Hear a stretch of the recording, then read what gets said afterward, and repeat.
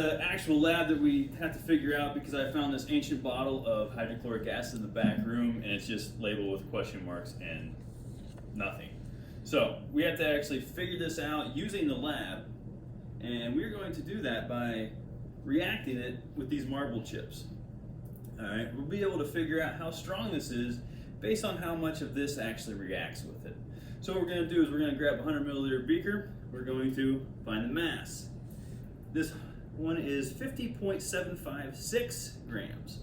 So 50.756 grams. The lab says to take at least 5 grams, so I'm going to add the marble chips into here. It is now at 56.077 grams. 56.077 grams. We are then going to take the unknown acid and we're going to fill it to exactly 50 milliliters. Now, I do have a pipette on here, so when we get close, we'll be able to pipette it out. So we want to pour carefully because it is hydrochloric acid.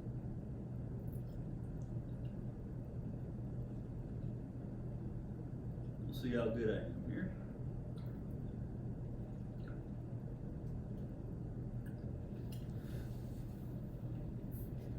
Alright, I did go a touch over.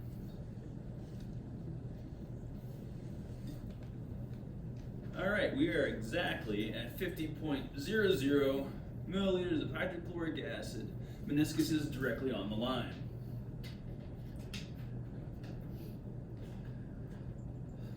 So when I take this hydrochloric acid and dump it in here, we should see a reaction.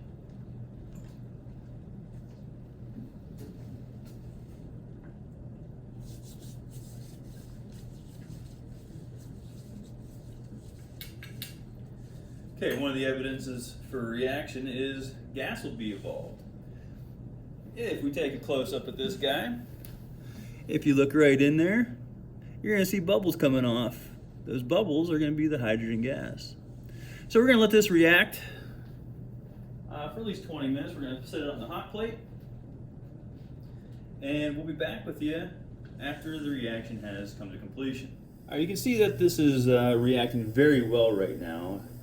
The hydrogen gas is bubbling off. We're heating it up to speed up the reaction.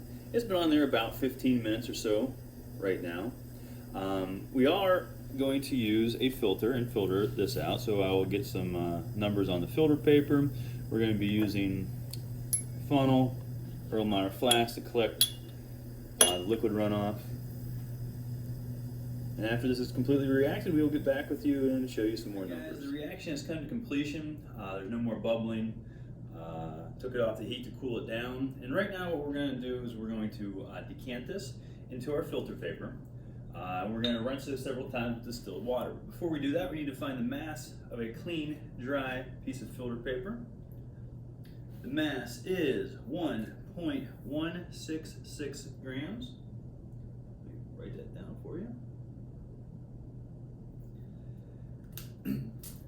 Now, to make a proper filter, we're going to have our funnel placed in our Erlenmeyer flask. We fold it in half, crease it, fold it in half yet again, crease it. You get something that looks like this, and we will pop open one of the edges to make the cone. Then I place that down into the center of the funnel. And then we have to adhere it. I'm just going to grab some of my water. We're going to squirt it on there so it sticks to the sides. Pressing it down, seeing that it is draining. Throw that into our Erlenmeyer flask. I'll then carefully pour this off. Trying to get all the particulates to come down in here.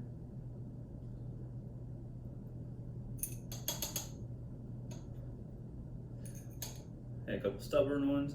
So we're also going to want to pour this in here. That's about 25 milliliters of distilled. Swirl it around. Rinse it off. I'm actually going to do that at least 2 more times. Fill her up.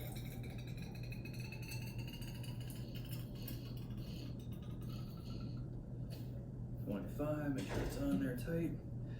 I want to pour it in here again because I can see some stuff at the bottom. Swirl her around. Rinse her through. Now this last time I'm going to take the squirt bottle as it's designed to do, and I'm going to squirt the bottom of this to get all the transfer to come out. Notice how I'm squirting it on the bottom, upside down, and it's all filtering right out just how I wanted it to.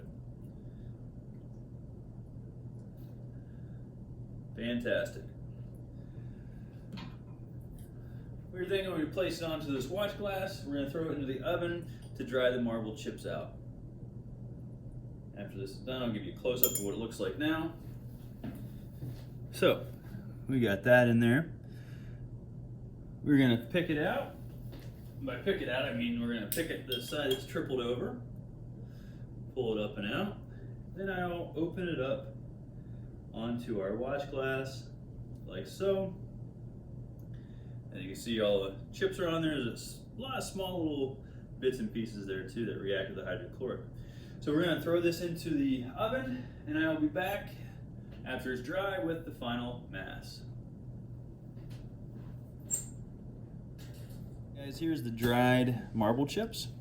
Okay, you can see all those little crystals on there that we got. We're going to try to get the mass of this before they fall off.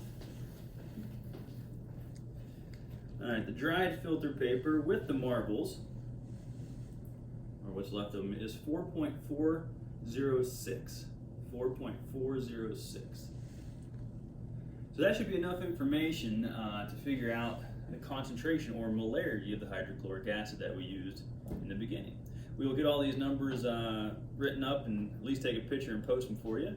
So you're going to be responsible for filling out the rest of the data table and doing all the math to figure out the molarity of our hydrochloric acid.